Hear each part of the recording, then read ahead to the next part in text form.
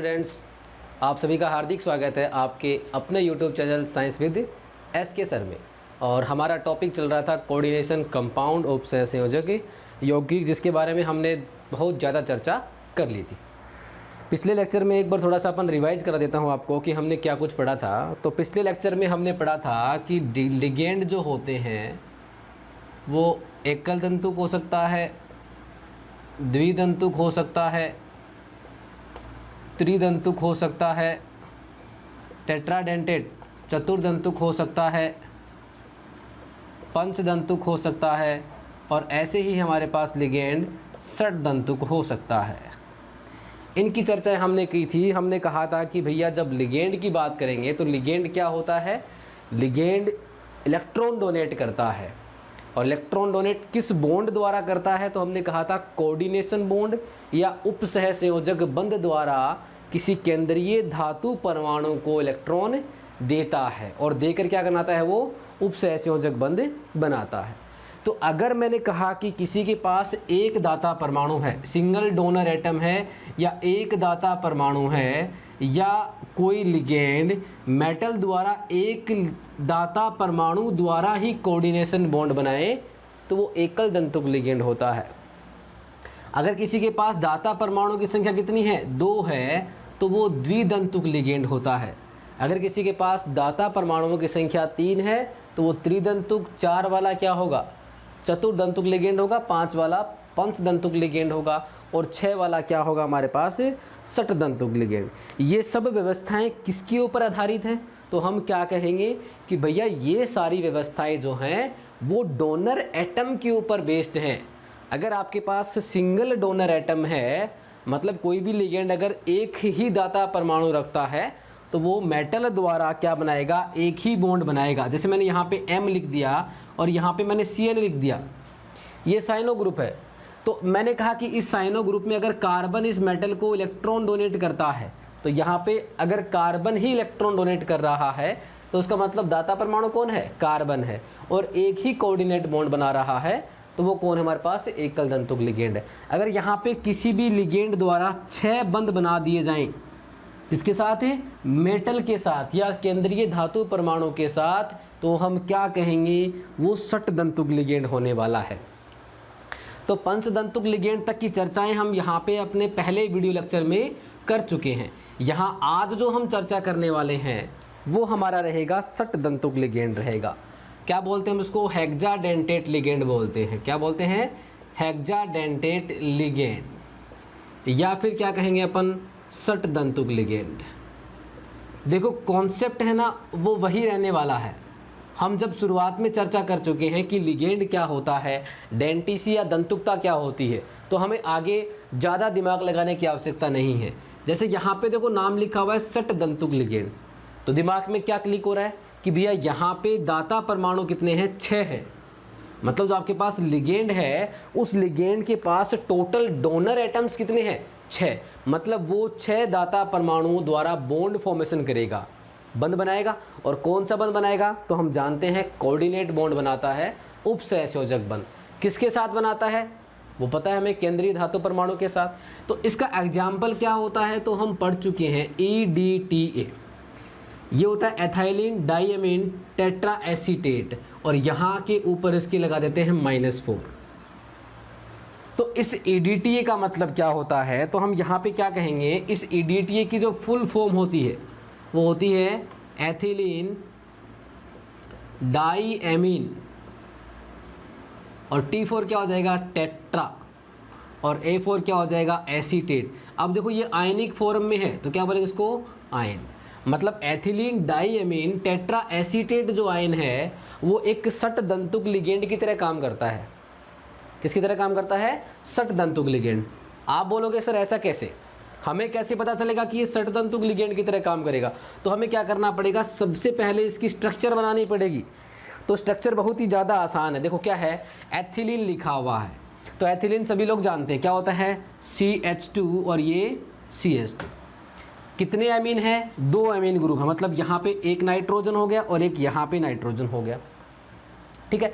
अब देखो यहाँ पे कितने एसीटेटाइन हैं? 4 एसीटेटाइन है। कितने हैं? 4। तो मैं कुछ यहाँ पे लिखना चाहूँ तो यहाँ पे नाइट्रोजन, ये हो गया CH2 C double bond O और ये हो गया O माइनस, नेगेटिव चार्ज है ना वहाँ पे। यहाँ पे भी क्या हो जाएगा CH2 C double bond O और यहाँ पे O माइनस। इधर भी अगर अपन लिखेंगे तो क्या होगा? एसीटेट क्या होता है? CH2 C double bond O minus. यहाँ पे भी क्या होगा? CH2 C double bond O और यहाँ पे क्या होगा? O minus. तो ये क्या है? सबसे पहली बात तो ये क्या है? तो हम क्या कहेंगे? ये क्या है? EDTA4 माइनस है, एथाइलिन डाईएमीन। और ये कितने हो गए? 1 2 3 4 टेट्रा एसीटेट। और ये नेगेटिव चार्ज कितना हो गया हमारे पास? -4। अब देखो, इसको आपने EDTA4 माइनस बोला तो यहाँ पे ऑक्सीजन माइनस भी इलेक्ट्रॉन डोनेट कर सकता है, ये वाला ऑक्सीजन माइनस भी इलेक्ट्रॉन डोनेट कर सकता है, ये वाला ऑक्सीजन माइनस भी इलेक्ट्रॉन डोनेट कर सकता है, ये वाला भी डोनेट कर सकता है। और यहाँ जो हमारे पास नाइट्रोजन है वो भी भैया इलेक्ट्रॉन डोनेट कर सकता है, क्योंकि इसके पास क्या प्रेजेंट हैं? लॉन्ग पेयर प्रेजेंट हैं। तो ये वाला भी इलेक्ट्रॉन डोनेट कर सकता है। तो यहाँ पे total number of donor atoms कितने हैं? मतलब यहाँ पे कुल दाता परमाणु कितने हो गए? 1 2 3 4 5 और 6। तो कौन सा लिगेंड हो गया? ये षटदंतुक लिगेंड। इसको थोड़ा सा आसान तरीके से समझते हैं। जैसे हमने अभी लिखा EDTA4 माइनस, तो मैं कुछ इस तरीके से भी इसको लिख सकता हूँ, CH2 और यहाँ पे CH2। यहाँ कौन हो गया हमारे पास? नाइट्रोजन। यहाँ भी कौन हो गया? नाइट्रोजन हो गया। अब देखो, इस नाइट्रोजन से कौन जुड़ा हुआ है? एसीटेट। तो CH2 C double bond O minus. यहाँ भी कुछ इस तरीके से होगा, CH2 C double bond O minus. यहाँ भी कुछ इसी तरीके से सेम होगा N। और यहाँ पे क्या होगा? CH2 C double bond O minus. और यहाँ भी क्या होगा? CH2 C double bond O minus. अब देखना, मैंने कहा कि भैया आपके पास, आपने क्या किया? यहाँ पे कोई भी मेटल रख दिया ना, कोई भी केंद्रीय धातु परमाणु रख दिया। अब केंद्रीय धातु परमाणु के पास इलेक्ट्रॉन डोनेट करने कौन जाएगा? लिगेंड जाएगा। अब ये जो आपका लिगेंड है वो कौन सा है? EDTA4 negative. यहाँ पे कुल कितने दाता परमाणु हैं? तो यहाँ पे 1 ऑक्सीजन परमाणु दाता है, 2 3 4, ये नाइट्रोजन 5 और ये नाइट्रोजन कितने हो गए? 6। तो ये सारे के सारे क्या करेंगे? यहाँ पे कोऑर्डिनेट बॉन्ड द्वारा इलेक्ट्रॉन डोनेट कर सकते हैं। तो टोटल कितने कोऑर्डिनेट बॉन्ड बने? यहाँ 1 2 3 4 5 और 6। इसका मतलब ये कौन सा लिगेंड होगा? षटदंतुक लिगेंड होगा। ये बात आपको अच्छे से समझ में आ गई होगी। तो हमने चर्चा किसकी की अभी?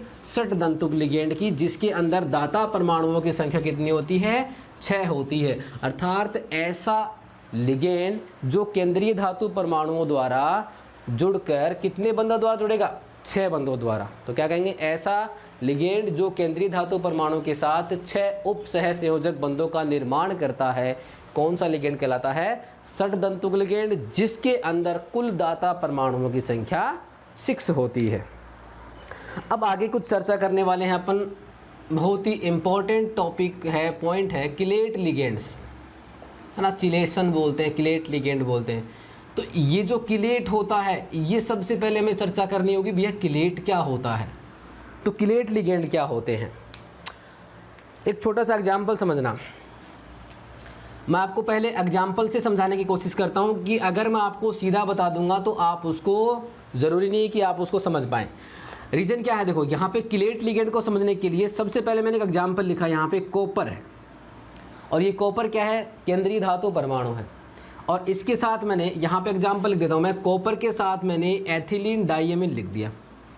EN का मतलब क्या होता है? एथिलीन डाईएमीन। ये पढ़ चुके हैं अपन। EN को क्या लिखते हैं अपन? एथिलीन डाईएमीन। और ये जो एथिलीन डाईएमीन होता है सर, ये क्या होता है? तो हम बात कर चुके हैं। इसका फॉर्मूला कुछ इस तरीके से हम पढ़ते हैं, CH2 CH2 NH2 और NH2। यहाँ लॉन्ग पेयर है नाइट्रोजन के पास और यहाँ भी नाइट्रोजन के पास लॉन्ग पेयर है। अगर मैं कहूँ कि ये कौन सा दंतुक लिगेंड है, तो यहाँ पे नाइट्रोजन भी इलेक्ट्रॉन डोनेट कर सकता है, ये वाला नाइट्रोजन भी इलेक्ट्रॉन डोनेट कर सकता है। दैट मीन्स ये कौन सा लिगेंड है? बाइडेंटेट या द्विदंतुक लिगेंड है। कौन सा है? बाइडेंटेट या द्विदंतुक लिगेंड। यहाँ मैंने क्या लिखा है कि एथिलीन डाइएमीन के हमारे पास कितने लिगेंड हैं? 2 लिगेंड हैं। यहाँ मैंने क्या लिख दिया? कॉपर लिख दिया, और इसको अपन 2+ पॉजिटिव चार्ज शो कर देते हैं। यहाँ क्या होगा? एथिलीन डाइएमीन, देखना ध्यान से आप, एथिलीन डाइएमीन कुछ इस तरीके से होता है, CH2 यहाँ पे NH2, और इधर भी क्या होगा हमारे पास? NH2। आपको समझना है पहले किलेट लिगेंड क्या होता है, कभी भूलने वाले नहीं हो आप, ठीक है। मैं आपको सीधी परिभाषा बताने वाला नहीं हूँ, क्योंकि सीधी परिभाषा बताने से हो सकता है आपको समझ में ना आए, आप रट सकते हैं। तो पहले अपन समझते हैं किलेट लिगेंड क्या होगा। तो ये एथिलीन डाइएमीन 1 हो गया, और यहाँ कितने लिखे आपने? 2 लिखे। यह आपका दूसरा एथिलीन डाइएमीन हो गया। तो इस नाइट्रोजन के पास भी क्या है हमारे पास? लॉन्ग पेयर है ना, एकांकी इलेक्ट्रॉन युग्म जिसे अपन बोलते हैं, इसके पास भी है, इसके पास भी है, और इस नाइट्रोजन के पास भी है। होगा क्या? ये नाइट्रोजन क्या करेगा? कोऑर्डिनेट या उपसहसंयोजक बंध बना सकता है। किसको इलेक्ट्रॉन डोनेट करेगा? कॉपर को। तो इस नाइट्रोजन ने बना लिया। ये नाइट्रोजन भी क्या कर सकता है? कोऑर्डिनेट बॉन्ड फॉर्म कर सकता है। ये नाइट्रोजन भी क्या कर सकता है? कोऑर्डिनेट बॉन्ड फॉर्म कर सकता है। ये नाइट्रोजन भी कोऑर्डिनेट बॉन्ड फॉर्म कर सकता है। तो हुआ यूं कि ये हमारे पास जो कॉम्प्लेक्स था कुछ इस तरीके से, उसके ऊपर मैंने यहाँ पे +2 शो कर दिया। तो यहाँ पे इस द्विदंतुक लिगेंड ने 2 कोऑर्डिनेट बॉन्ड बनाए, इस वाले ने भी कितने बनाए? 2 कोऑर्डिनेट बॉन्ड बनाए।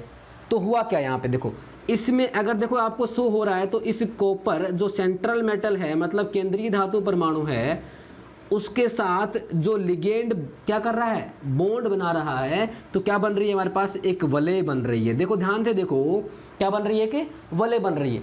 ध्यान से देखना, यहाँ कॉपर आ रहा है 1, NH2 वाला 2, ये 3, ये 4 और ये 5। मतलब यहाँ पे क्या हो रही है? 5 सदस्य वलय बन रही है। कितनी बन रही है? 5 सदस्य वलय। ऊपर वाले में देखो क्या हो रहा है? 1, 2, 3, 4 और 5। मतलब यहाँ भी क्या हो रही है? 5 सदस्य वलय बनती है।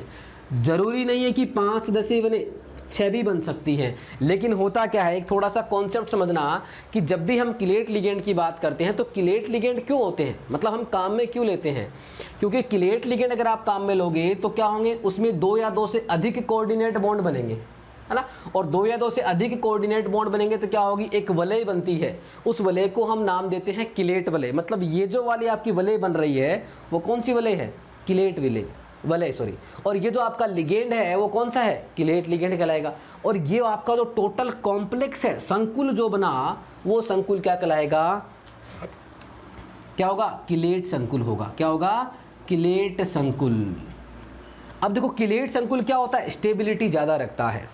रीजन क्या होता है? किलेट संकुल होता है वो सामान्य संकुल से क्या होता है? स्टेबिलिटी या स्थायित्व ज़्यादा रखता है। तो हमें चर्चा किस बात की करनी थी कि किलेट लिगेंड क्या होते हैं। तो सबसे पहले आपको ये समझ में आ गया कि किलेट लिगेंड क्या होते हैं। क्या होते हैं हम ये चर्चा कर चुके हैं कि जब भी कोई द्विदंतुक लिगेंड या फिर क्या हो सकता है? बहुदंतुक लिगेंड होगा। तो जब भी कोई द्विदंतुक लिगेंड अथवा बहुदंतुक लिगेंड 2 या 2 से अधिक दाता परमाणुओं द्वारा इलेक्ट्रॉन देकर 2 या 2 से अधिक दाता परमाणुओं द्वारा इलेक्ट्रॉन देकर 2 या 2 से अधिक उपसहसंयोजक बंधों का निर्माण करता है। इस दौरान एक वलय बनती है।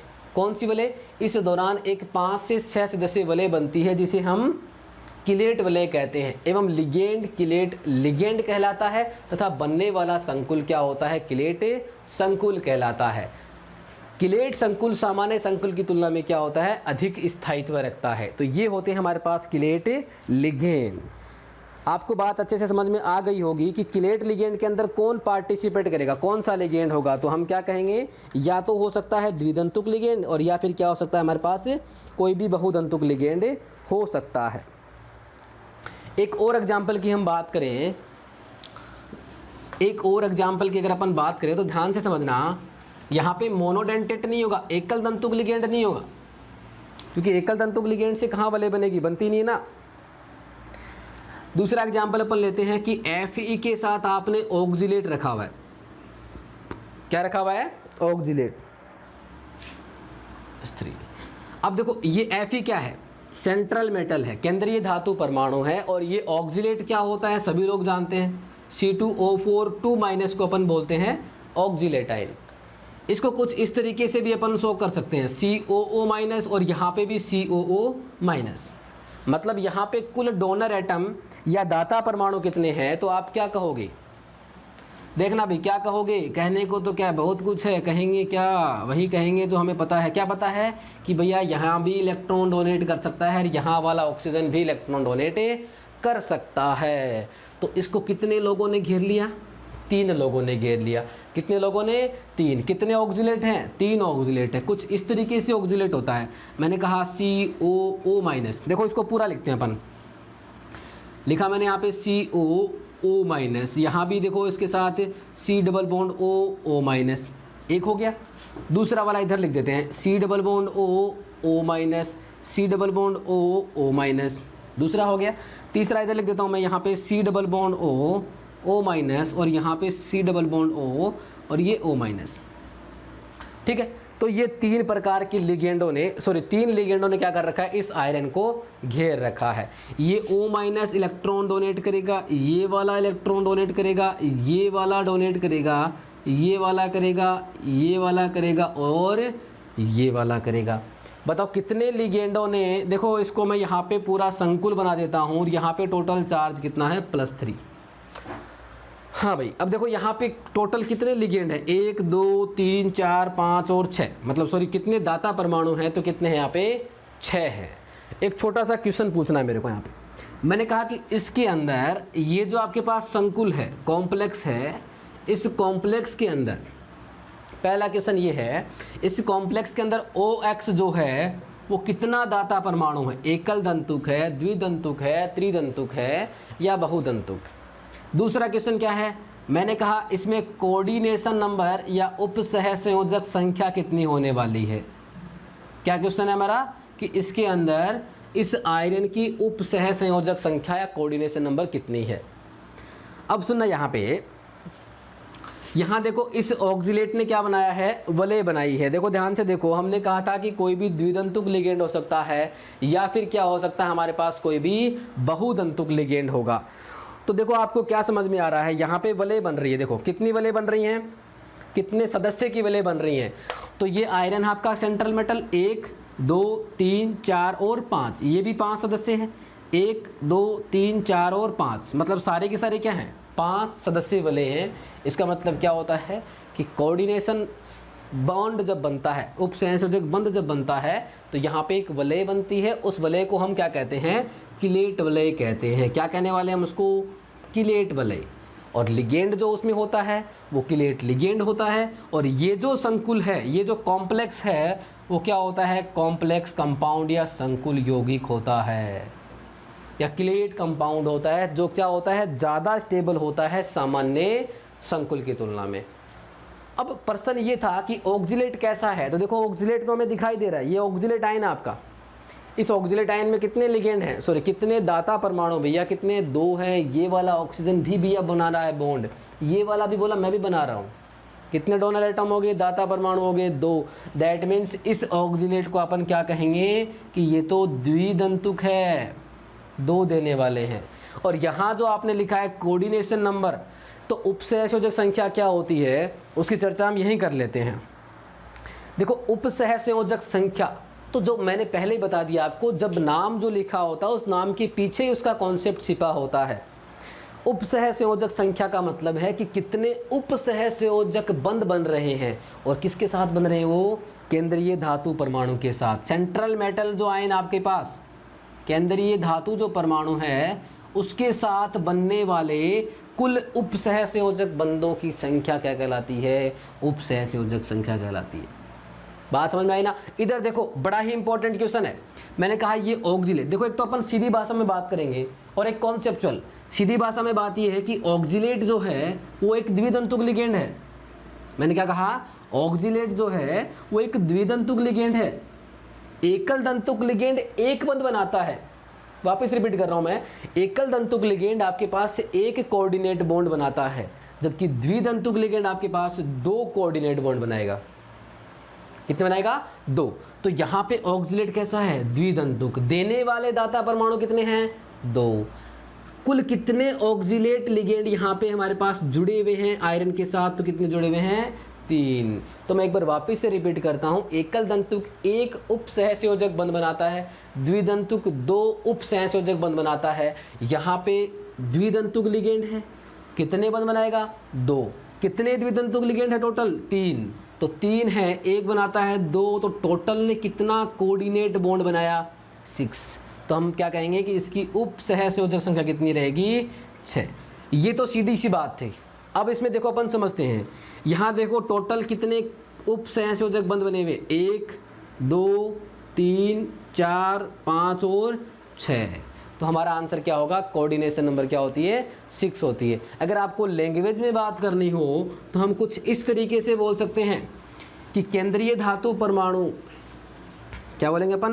कि केंद्रीय धातु परमाणु द्वारा बनाए गए कुल उप सहसंयोजक बंधों की संख्या, या फिर ऐसे बोल सकते हैं कि केंद्रीय धातु परमाणु या आयन जितने उप सहसंयोजक बंधों द्वारा घिरा रहता है वह उसकी कोऑर्डिनेशन नंबर या उप सहसंयोजक संख्या कहलाती है।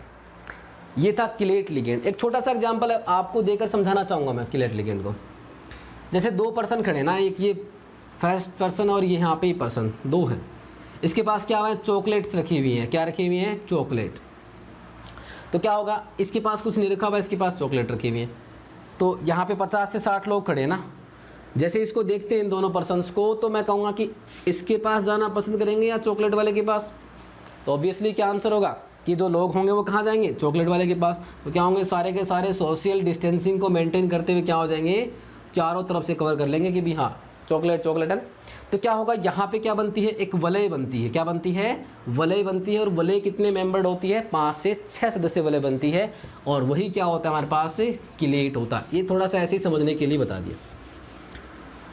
अच्छा, किलेट लिगेंड की बात अगर अपन बात करें तो एक हमारे पास आता है एम्बीडेंटेड लिगेंड, जिसे अपन बोलते हैं उभयदंती लिगेंड बोलते हैं। क्या बोलते हैं? उभयदंतुक या उभयदंती लिगेंड। उभयदंतुक लिगेंड, इसको बोलते हैं अपन इंग्लिश में एम्बीडेंटेड लिगेंड। देखो ध्यान से समझना है एक छोटी सी बात, मैं आपको पहले ही बता चुका हूँ कि भैया जो नाम होता है वो नाम ही क्या होता है? उसका कॉन्सेप्ट होता है। अगर आपको नाम समझ में आ गया दैट मीन्स आपका कॉन्सेप्ट इजीली क्लियर हो जाएगा। अब देखो एक बार आप नाम देखो, क्या लिखा हुआ है? उभयदंतुक लिगेंड, एम्बीडेंटेड। उभय का मतलब क्या होता है?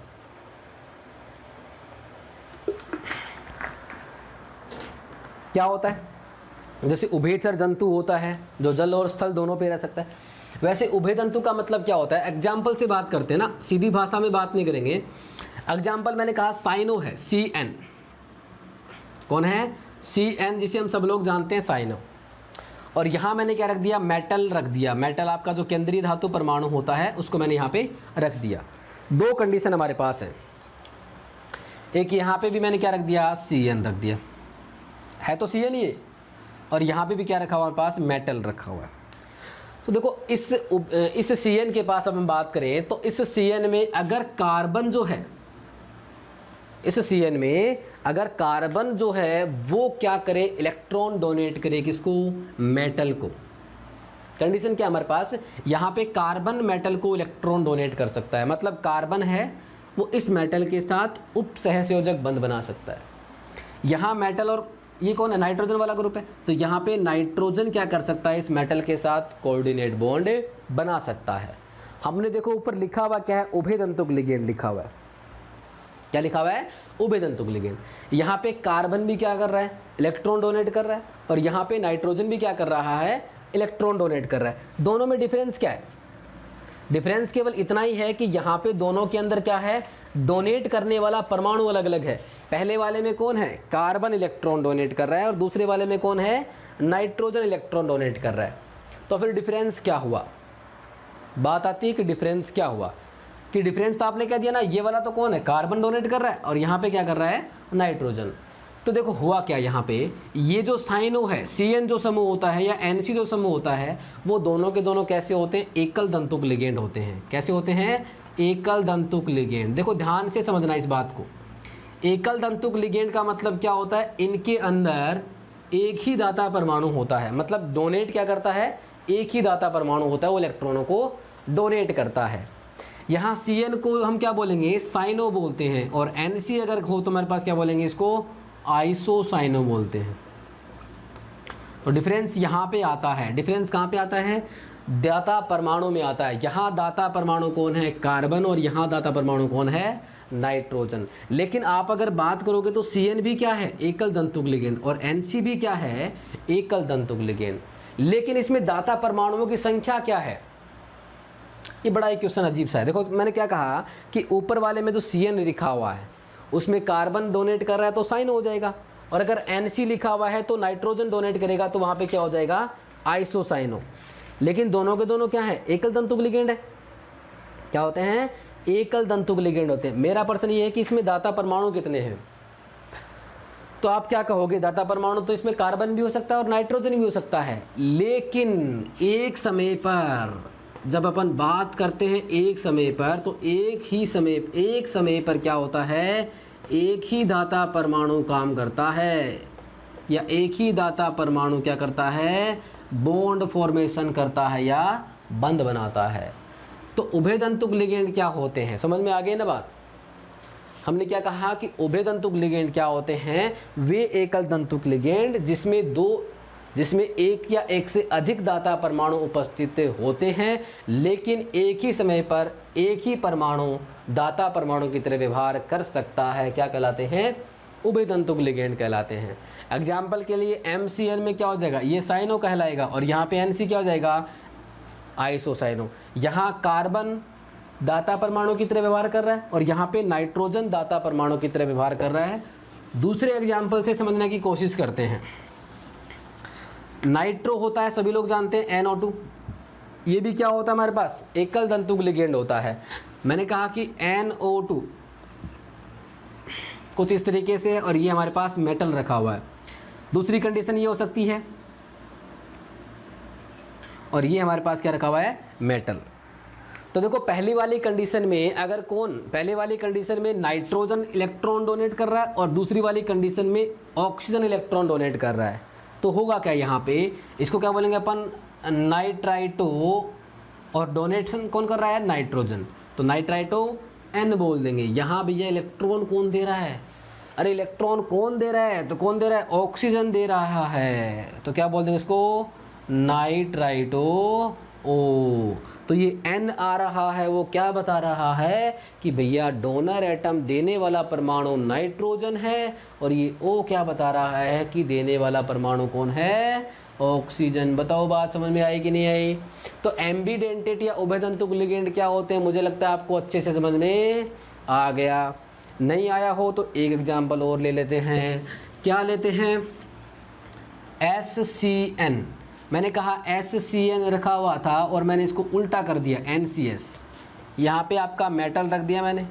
हुआ कुछ यूँ कि जब ऊपर मैंने देखा तो सल्फर इलेक्ट्रॉन दान कर रहा था, दूर से देखा तो सल्फर, पास जाकर देखा तो नाइट्रोजन। तो बदलेगा क्या, यहाँ पे सल्फर दाता परमाणु है और यहाँ पे नाइट्रोजन दाता परमाणु है, तो इसको क्या बोलते हैं, थायोसाइनेटो बोलते हैं। क्या बोलते हैं, थायोसाइनेटो बोलते हैं। इसको क्या बोल दोगे, आइसोथायोसाइनेटो, आइसोथायोसाइनेटो। बताओ बात पल्ले पड़ी या नहीं पड़ी। तो एम्बीडेंटेड या उभयदंतुक लिगेंड क्या होता है, फटाक से बताओ। देखिए हमने क्या कहा, ये भी कैसा है, एकल दंतुक लिगेंड है। देखो कितने बंध बनाए, एक बनाया, तो भैया कैसा होगा, एकल दंतुक लिगेंड। लेकिन यहाँ सल्फर भी इलेक्ट्रॉन दे सकता है, यहाँ नाइट्रोजन भी इलेक्ट्रॉन दे सकता है, लेकिन एक समय पर क्या होगा, एक ही काम करेगा। क्या कहा आपने, एक समय पर एक ही काम करने वाला है। तो हमारा आंसर क्या हुआ कि उभयदंतुक लिगेंड वो होते हैं जिनमें, कौन से, एकल दंतुक लिगेंड। उभयदंतुक लिगेंड वो एकल दंतुक लिगेंड होते हैं जिनमें एक या एक से अधिक दाता परमाणु होते हैं, लेकिन एक समय पर एक ही दाता परमाणु की तरह कार्य करता है। एग्जाम्पल साइनो, नाइट्रो और थायोसाइनेटो वगैरह हम इसको एग्जाम्पल के रूप में ले सकते हैं। ठीक है, अब कुछ चर्चा करते हैं अपन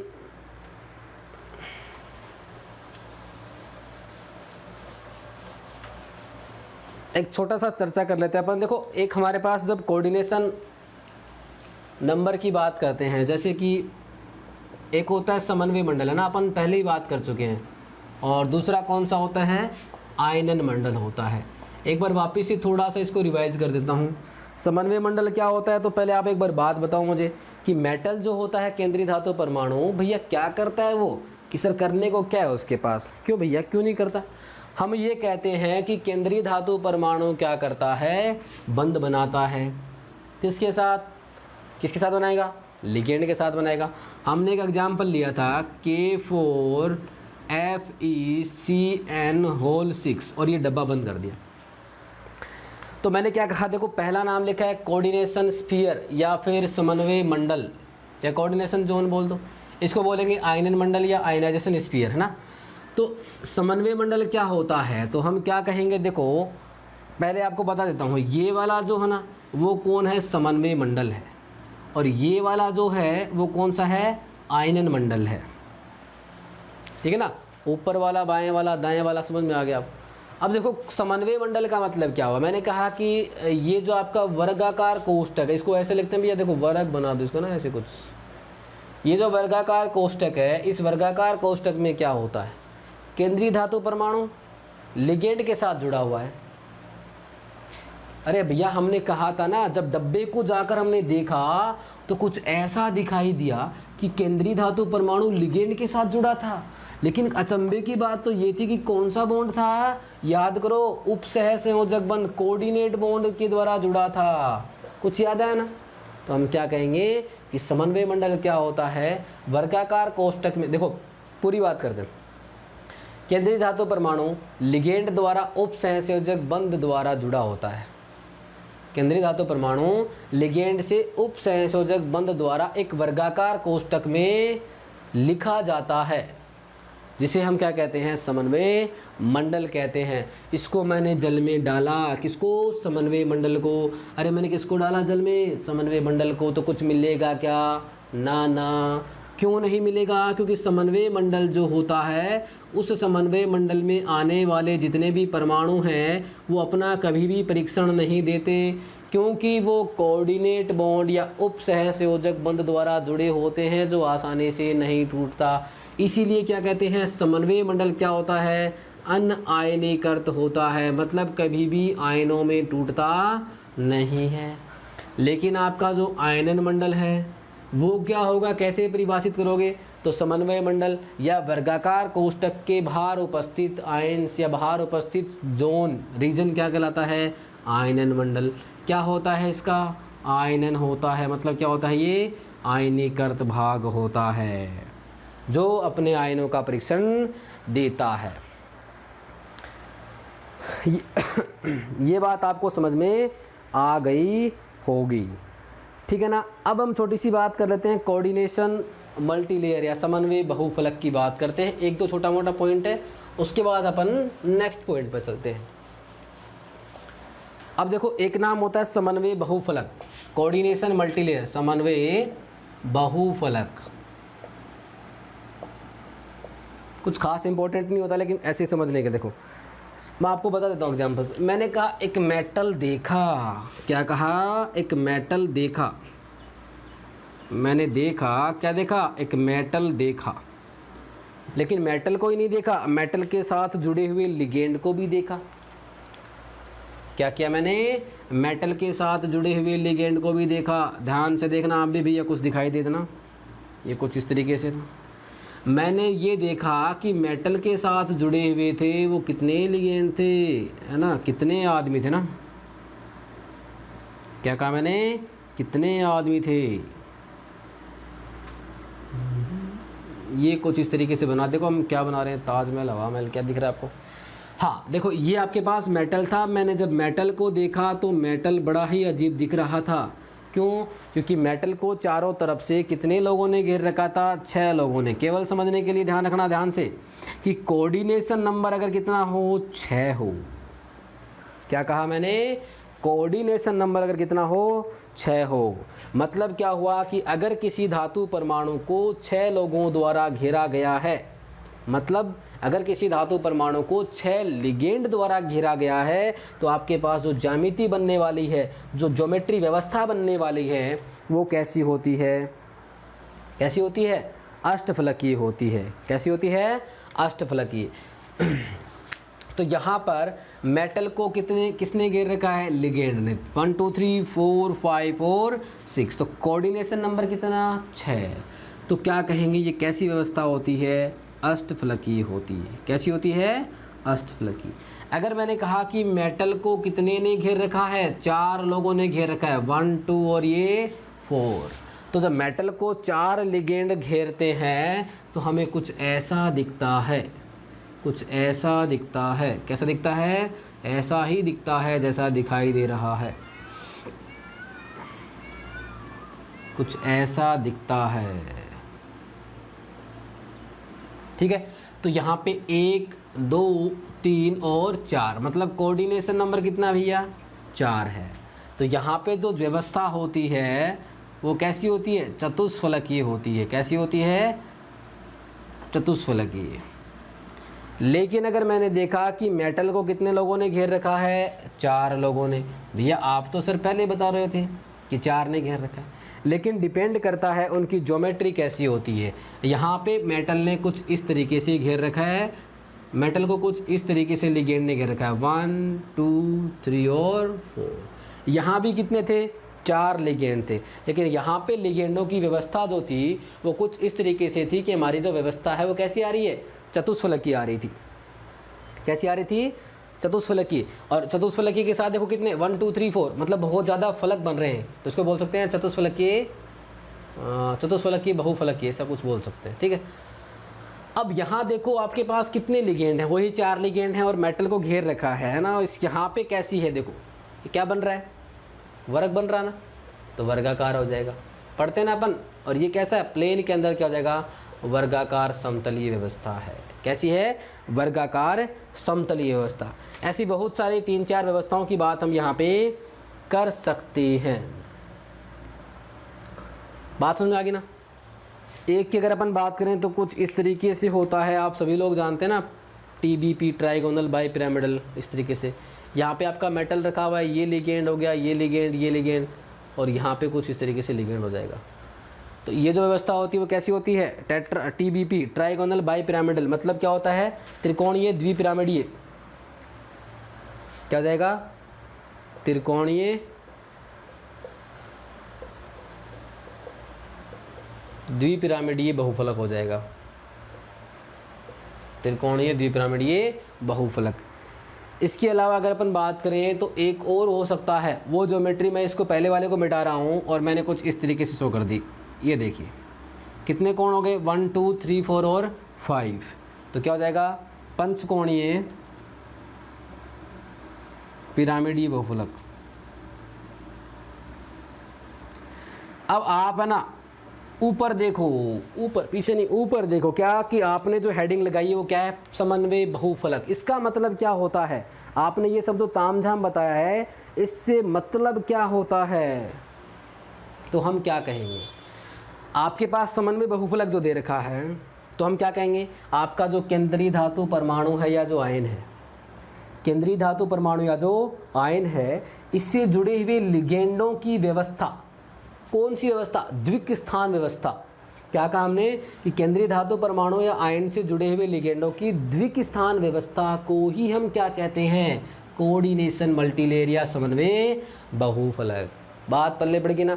यहाँ पे 5 हैं तो कुछ इस तरीके से व्यवस्थित हो सकते हैं, यहाँ पे कुछ इस तरीके से लिगेंड होते हैं, वो मेटल के साथ व्यवस्थित हो सकते हैं।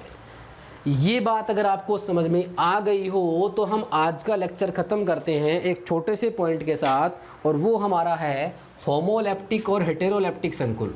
होमोलैप्टिक कॉम्प्लेक्स संकुल, और दूसरा हमारे पास होता है हेटेरोलैप्टिक संकुल। मैं आपको एग्जाम्पल से समझा देता हूँ, आप खुद से देखिए कि एग्जाम्पल से आपको समझ में आने वाला है। मैंने यहाँ पे लिखा CuEn होल ट्वाइस, और यहाँ पे मैंने लिख दिया 2+। दूसरा एग्जाम्पल मैं लिख देता हूँ AgCN होल ट्वाइस, यहाँ पे लिख दिया मैंने +1।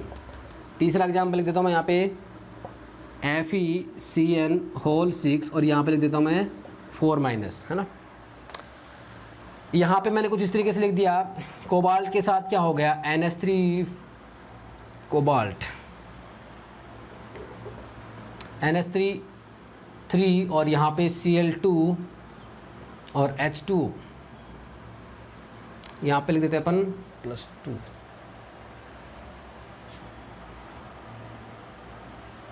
ठीक है, और यहाँ पे एग्जाम्पल लिख दिया हमने, यहाँ पे Cu NH3 2 Cl2।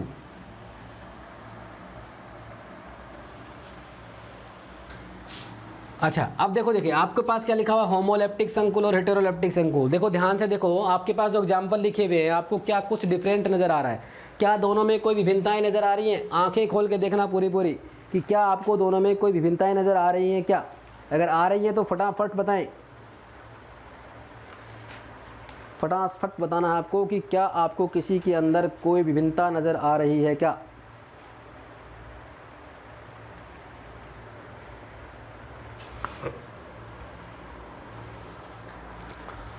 बताओ, देखिए जल्दी से। एक एग्जाम्पल और लिख देता हूँ, समझो देखिए जल्दी से। Pt प्लेटिनम के साथ NH4 Pt+2 Cl2। देखो भाई, यहाँ होमोलेप्टिक संकुल में क्या हो रहा है, लिगेंड कौन है, एथिलीन डाइएमीन। यहाँ पे लिगेंड कौन है, CN साइनो ग्रुप है। यहाँ पे लिगेंड कौन है, वापस से साइनो ग्रुप है। मतलब होमोलेप्टिक संकुल में क्या होगा, सारे के सारे लिगेंड जो हैं वो क्या होते हैं, समान होते हैं। पूरी बात ध्यान से सुनना, होमोलेप्टिक संकुल वो संकुल होते हैं जिनमें केंद्रीय धातु परमाणु एक ही प्रकार के लिगेंडों द्वारा जुड़ा होता है। मैंने बात क्या कही है कि होमोलेप्टिक संकुल वो संकुल होते हैं जिनमें केंद्रीय धातु परमाणु एक ही प्रकार के लिगेंडों द्वारा जुड़े होते हैं, या फिर ऐसे कह सकते हैं कि समान प्रकार के लिगेंड द्वारा जुड़े होते हैं, या फिर और बोल दो आप कि समान प्रकार के लिगेंड द्वारा उपसंयोजक बंध द्वारा जुड़े होते हैं। वो क्या होते हैं, होमोलेप्टिक कॉम्प्लेक्स। हेटेरो में देखो क्या हो रहा है, नाम से पता चल रहा है, होमो मतलब सेम, हेटेरो मतलब क्या हो गया, अलग अलग। तो अलग अलग कैसे, यहाँ पे कोबाल्ट जो केंद्रीय धातु परमाणु है, यहाँ पे एक तो अमोनिया, दूसरा Cl क्लोरीन, और तीसरा कौन सा है, वाटर एक्वा। मतलब यहाँ पे 3 अलग अलग प्रकार के लिगेंड द्वारा जुड़ा है। दैट मीन्स कौन है, हेटेरोलेप्टिक। यहाँ पे अमोनिया और क्लोरीन दो भिन्न भिन्न है, दैट मीन्स हेटेरोलेप्टिक। यहाँ पे अमोनिया और क्लोरीन कौन है, हेटेरोलेप्टिक संकुल। अब जल्दी से बता दो समझ में आया कि नहीं आया, जल्दी से बताओ समझ में आया कि नहीं आया। अरे जल्दी से बताओ, होमोलेप्टिक संकुल में क्या होगा, केंद्रीय धातु परमाणु एक ही प्रकार के लिगेंड द्वारा जुड़े होते हैं, या फिर ऐसे बोलेंगे समान प्रकार के लिगेंड द्वारा। हेटेरो में क्या होगा, केंद्रीय धातु परमाणु भिन्न भिन्न प्रकार के लिगेंड द्वारा क्या होते हैं, जुड़े होते हैं। तो बात समझ में आई कि नहीं आई? अगर आई तो लाइक करना ना बोले, और नहीं आई तो दोबारा देख लेना, आ जाएगी। ठीक है, इसी के साथ धन्यवाद, मिलते हैं नेक्स्ट वीडियो में। और अब हमारे पास बहुत ही इंटरेस्ट आने वाला है नेक्स्ट वीडियो के अंदर, क्योंकि इससे नेक्स्ट जो वीडियो आएगा उसमें हम क्या पढ़ने वाले हैं। एक तो किसी भी जो कॉम्प्लेक्स संकुल, उपसंयोजक जो संकुल यौगिक्स होते हैं, उनके अंदर हमें मेटल जो होता है, सेंट्रल मेटल आयन, उसकी कोऑर्डिनेशन, उसकी ऑक्सीकरण अवस्था ज्ञात करना। उसके अलावा हमें यहाँ पे इसके IUPAC नोमेनक्लेचर पढ़ने वाले हैं, वो भी बहुत इंपॉर्टेंट है। उससे एक क्वेश्चन पक्का आने वाला एग्जाम के अंदर। समावयवता पढ़ने वाले हैं, VBT CFT वगैरह सब पढ़ने वाले हैं। ठीक है, तो आज के लिए इतना ही, धन्यवाद।